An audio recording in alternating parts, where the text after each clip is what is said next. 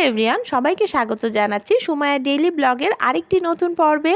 আশা করছি তোমরা সবাই খুব ভালো আছো। যারা একটু কম ভালো আছো বা সমস্যার মধ্যে আছো, তারা যেন সমস্যা থেকে বের হয়ে খুব তাড়াতাড়ি খুব ভালো হয়ে উঠতে পারো, ভালো থাকতে পারো, সেই জন্য আমি আমার সৃষ্টিকর্তার কাছে সবসময় তোমাদের জন্য প্রার্থনা করি। চলছে বৌদ্ধ ধর্মের অনেক বড় একটা উৎসব বৌদ্ধ পূর্ণিমা।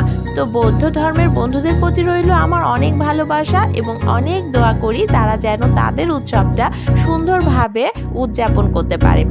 উৎসব মানেই তো আনন্দ আর খুশির আমেজ, আর এই খুশিতে আমরাও চলো একটু ঘুরে বেরিয়ে আসি। না ঘোরাঘুরি করলে কিন্তু উৎসব জমে ওঠে না। এই জন্য তোমাদেরকে নিয়ে আজকে ঘুরতে যাচ্ছি অস্ট্রেলিয়ার নিউ সাউথ ওয়েলসের সি ক্লিফ ব্রিজে। আজকে সুন্দর মনোরম পরিবেশে ঘুরে বেড়াতে বেড়াতে আমরা জেনে নেব গৌতম বুদ্ধের কিছু সুন্দর সুন্দর গুরুত্বপূর্ণ কথা। হতেই পারি আমরা ভিন্ন ভিন্ন ধর্মের, তাই বলে আমাদের প্রতিবেশী বন্ধুদের একটা এত বড় উৎসব অনুষ্ঠানকে জমিয়ে দিতে এতটুকু তো আমরা আয়োজন করতেই পারি। তবে যারা মুসলিম রয়েছে তারা চাইলে ভিডিওটি মাঝপথে স্কিপ করে চলে যেতে পারো। সমস্ত প্রাণীগুলোর প্রতি গৌতম বুদ্ধের নিবিড় ভালোবাসা এবং অহিংস আচরণ প্রমাণ করে দেয় যে তিনি এই জগতের প্রাণীকুলকে কি পরিমাণ ভালোবাসতেন এবং তার মনটা কতটা কোমলমতি ছিল। আর সবচেয়ে মজার বিষয় হলো যে তিনি কখনোই প্রাণী হত্যা করাকে সমর্থন করে না। এই কারণে এই পৃথিবীর সকল ধর্মের অনুসারীরা, হিন্দু মুসলিম সবাই কিন্তু এক বাক্যে স্বীকার করে নিয়েছে যে বৌদ্ধ ধর্ম হচ্ছে সবথেকে শান্তির ধর্ম। গৌতম বুদ্ধ বৈশাখ মাসের পূর্ণিমার রাতে সিদ্ধি লাভ করেন, যার জন্য এই রাতটির বৌদ্ধ পূর্ণিমা রাত হিসেবে পরিচিতি লাভ করেছে। এছাড়াও এই রাতের আরও বেশ কিছু তাৎপর্য রয়েছে। গৌতম বুদ্ধ একজন রাজপুত্র হওয়া সত্ত্বেও কিন্তু কখনোই রাজকীয় জীবনযাপন করেননি, বরং সব সময় নিজেকে সকল ধরনের ভোগবিলাসিতা থেকে দূরে রেখে একটা কষ্টকর জীবন বেছে নিয়েছিলেন। আর এ কারণেই খুব অল্প সময়ে তিনি ভক্তকুলের মধ্যে জনপ্রিয়তা লাভ করেছেন। আর বৌদ্ধদের মতো কিন্তু হিন্দু ধর্মের অনুসারী যারা রয়েছে তাদের কাছেও বৌদ্ধ পূর্ণিমার এই রজনীটি, এই দিবসটি বা এই তিথিটি অনেক গুরুত্বপূর্ণ, কারণ অনেকেই মনে করেন ভগবান বিষ্ণুর নবম অবতার হিসেবে গৌতম বুদ্ধের জন্ম হয়েছিল। সুযোগ থাকার পরও সমস্ত রকম ভোগবিলাসিতার উপকরণগুলো থেকে নিজেকে বঞ্চিত করে কঠোর সাধনার মধ্য দিয়ে জীবন কাটিয়েছেন বুদ্ধ, আর সেই সাথে লাভ করেছেন পরম জ্ঞান। পরবর্তীতে ওনার সেই জ্ঞানকে উনি ছড়িয়ে দিয়েছেন ওনার শত শত ভক্তকুলের মধ্যে। স্বভাব গুণে এবং উদার মানসিকতার জন্য গৌতম বুদ্ধ ছিলেন মানুষের কাছে পরম শ্রদ্ধার এবং আজও কিন্তু একইভাবে পূজিত হয়ে চলেছেন। উনি জ্ঞান চর্চা এবং প্রাণী জগৎকে রক্ষার স্বার্থে সংগ্রাম করে গেছেন। বৌদ্ধ ধর্ম মতে মনে করা হয় যখনই পৃথিবীতে অন্যায়, অত্যাচার, জুলুমের পরিমাণ বেড়ে গিয়েছিল, ঠিক তখনই কিন্তু গৌতম বুদ্ধ ভিন্ন ভিন্ন রূপে পৃথিবীতে জন্ম লাভ করেন। বৌদ্ধ ধর্ম মতে কোনো প্রাণীকে হত্যা করা যাবে না, ভক্ষণ করার জন্য তো অবশ্যই না। তবে বাজারে যদি কোনো কসাই প্রাণী হত্যা করে বিক্রি করে, সেই মাংস কিনে এনে খাওয়া যাবে, তাতে কোনো পাপ লাগবে না। তবে তোমার চিন্তা চেতনায় যদি একটা প্রাণীকে খাওয়ার জন্য হত্যা করার ভাবনাটা চলে আসে, তবে সেটা বৌদ্ধ ধর্মের অনুসারী হয়ে থাকলে পাপ লাগবে। আর গৌতম বুদ্ধের এই ভাবনাটাকে অবশ্যই আমাদের শ্রদ্ধার চোখে দেখা উচিত, কারণ আমরা প্রত্যেকেই নিজ নিজ ধর্ম থেকে যে শিক্ষাটা পাই, কখনোই অকারণে কোনো প্রাণীকে হত্যা করা যাবে না।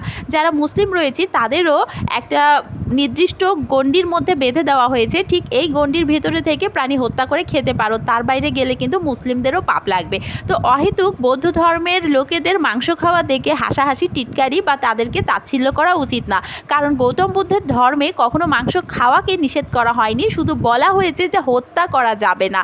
তবে কেউ যদি হত্যা করে খাওয়ার জন্য তোমাকে মাংস উপহার দেয়, তুমি সেটা খেতে পারো, তাতে পাপ লাগবে না। তবে কোনোভাবে যদি তোমার মনে সন্দেহ হয় যে তোমাকে খাওয়ানোর জন্যই ওই প্রাণীটাকে হত্যা করা হয়েছে, তাহলে সেটা পরিহার করাই উত্তম। তো বৌদ্ধ ধর্মের এমন অনেক সুন্দর সুন্দর কথা রয়েছে, সেগুলো যদি আমরা একটু জানার চেষ্টা করি তাহলে হয়তো বৌদ্ধদের সাথে তাল মিলিয়ে চলতে আমাদের অনেক সুবিধা হবে। সুস্থতা কোথায় আছে? আছে শান্তি এবং সুস্থতা, সব কিছুই আছে আমাদের প্রত্যেকের ধর্মের মধ্যেই রয়েছে। আমরা যদি আমাদের ধর্মীয় রুলস অ্যান্ড রেগুলেশন মানে নিয়ম কানুনগুলো নিয়মগুলো সব কিছু ঠিকঠাকভাবে মেনে চলি এবং বিধিবিধান যেগুলো যেভাবে বলা হয়েছে, যেভাবে আমাদের চলতে ফিরতে উঠতে বসতে থাকতে খেতে বলা হয়েছে, ঠিক সেইভাবে সঠিক নিয়ম মেনে যদি আমরা চলতে পারি তাহলে দেখবে যে পৃথিবীতে রোগ দুঃখ এগুলো আমাদের খুব কম স্পর্শ করবে এবং আমরা অনেকটা ভালো থাকবো। তাই আসো আমরা প্রত্যেকে নিজের নিজের উৎসবগুলো আনন্দময় করে তুলি এবং ধর্মীয় কাজগুলো ঠিকঠাকভাবে পালন করে পৃথিবীটাকে সুন্দর করে তুলি। বৌদ্ধ পূর্ণিমার এই পবিত্র উৎসবে বৌদ্ধ বন্ধুদের জন্য আমার এই সামান্য আয়োজন, জানি না তোমাদের কেমন লাগলো। আমি সম্পূর্ণ অন্য একটি ধর্ম থেকে এসে এই সামান্য তথ্য তোমাদের সামনে স্মরণ করিয়ে দেওয়ার চেষ্টা করলাম, কারণ আমি জানি তোমরা সবাই এই কথাগুলো হয়তো জানো, কারণ অনেকেই আমার থেকে অনেক বেশি ভালোভাবে ধর্মচর্চা করো। আমি তোমাদের অনেকের ভিডিও থেকে সেটাও বুঝতে পারি। তো আমার ধর্মটা এতটাই অন্যরকম যা সেখানে কোনো পূজা পাঠ বা এই ধরনের বয়ানবাণী কিছুই নেই। তারপরও আমি চেষ্টা করেছি তোমাদের ভালোবেসে তোমাদের পাশে থাকার জন্য এই পবিত্র উৎসবে। কতটুকু ভালো লাগলো জানি না, ভুল ত্রুটি থাকলে তোমাদের কাছে আগেই ক্ষমা চেয়ে নিচ্ছি।